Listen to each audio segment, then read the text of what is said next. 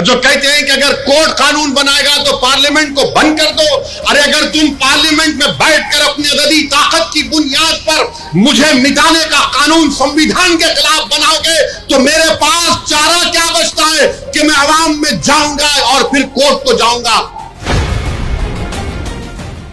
हम कोर्ट को गए, अवाम में भी जा रहे हैं, नहीं कोर्ट कानून कैसे बनाएगा।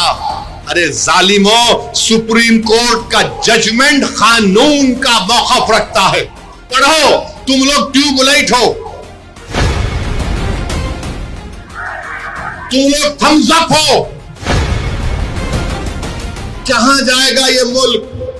हद तो ये हो गई मेरे अजीज दोस्तों और बुजुर्गों कि अब कोई ये कह रहा है कि चीफ जस्टिस के फैसले के बाद इस देश में मजहबी जंग शुरू हो जाएगी। नरेंद्र मोदी जी, आप इख्तिदार पर हैं, आपकी पार्टी के लोग इस तरह की बात करेंगे। आप तो भारत के संविधान पर हल्फ लिए हैं कि इस देश में ये अंबेडकर का देश, ये मौलाना अबुल कलाम का देश, ये भगत सिंह का देश, अल्लामा फजल खैराबादी का देश, हुसैन अहमद मदनी का देश, महमूदुल हसन का देश, ये टीपू सुल्तान का देश। यहां बोल रहे मजहबी जंग शुरू हो जाएंगी। मोदी जी, बाबरी मस्जिद का फैसला हमारे खिलाफ आया तो क्या हमने ये जुमला कहा था कि मजहबी जंग शुरू हो जाएगी? हमने कहा था कि supreme court is supreme but infallible, but not infallible.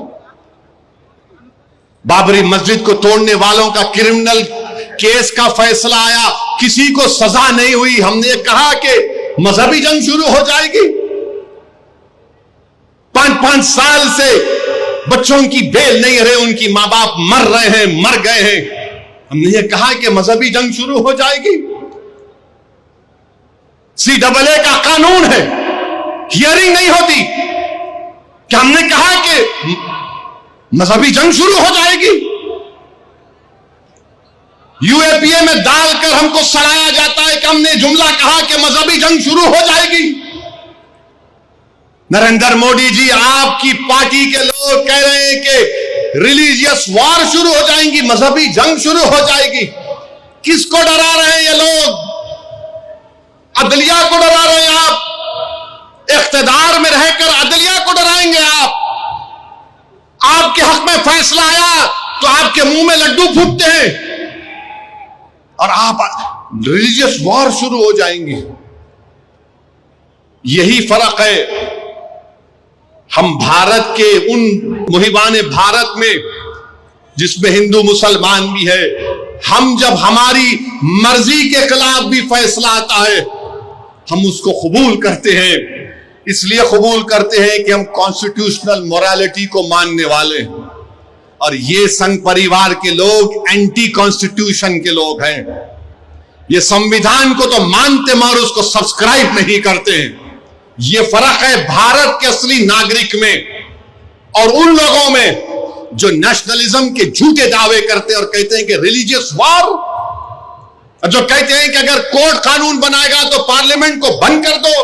अरे अगर तुम पार्लियामेंट में बैठकर अपनी अददी ताकत की बुनियाद पर मुझे मिटाने का कानून संविधान के खिलाफ बनाओगे तो मेरे पास चारा क्या बचता है कि मैं अवाम में जाऊंगा और फिर कोर्ट को जाऊंगा। हम कोर्ट को गए, अवाम में भी जा रहे हैं, नहीं कोर्ट कानून कैसे बनाएगा। अरे जालिमो, सुप्रीम कोर्ट का जजमेंट कानून का मौक़िफ़ रखता है। पढ़ो, तुम लोग ट्यूबलाइट हो, तुम लोग थम्स अप हो। तुम्हारे दिमाग में एक ही बात बैठा हुआ है, नहीं मोदी है तो खुदा है। अरे खुदा था, है और रहेगा उसी का नाम। आइन है और रहेगा, मगर इस तरह धमकी देना अदालत को और फिर गवर्नर प्रेसिडेंट को बोल रहे हैं, उनको बोल रहे हैं अगर नहीं करे तो कानून बन जाएगा। अरे 142 क्या है प्यारे? 142 आइन का बनाने वाला अंबेडकर है। अंबेडकर में तुम्हारे से ज्यादा दूरअंदेशी थी। आप ये बोल रहे हैं कैसा बनाए, वो कैसा बनाए, हम ऐसा कर देंगे।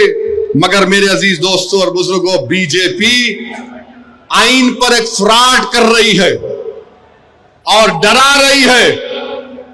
रिलीजियस वार की धमकी बीजेपी दे रही है।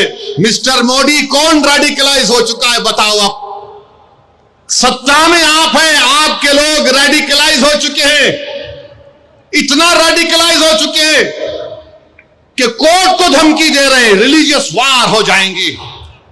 मोदी जी, अगर ये धमकी देने वालों को आप नहीं रोकेंगे, देश कमजोर होगा और देश कभी भी माफ नहीं करेगा। आज सत्ता इख्तिदार आपके पास है, कल नहीं रहेगा इंशाअल्लाह ताला, कल नहीं रहेगा इंशाअल्लाह ताला।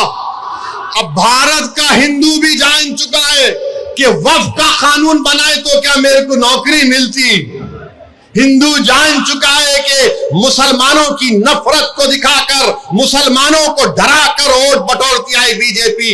दिखाने के लिए कुछ नहीं है। 4.5-5% नौजवानों में बेरोजगारी है। उनके बेरोजगारी को दूर करने का कोई प्रोग्राम नहीं, मगर सिर्फ मुसलमानों को नफरत का निशान बना दो। तो मैं हमारे हिंदू भाइयों से भी अपील कर रहा हूं, जो आपके एंडोमेंट बोर्ड के लिए अच्छा है वो हमारे लिए भी अच्छा होना चाहिए।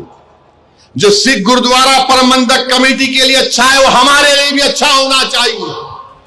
हमारा मुतालबा सिर्फ यही है कि हम अपनी वक्फ की जायदादों की हिफाजत कर सकें।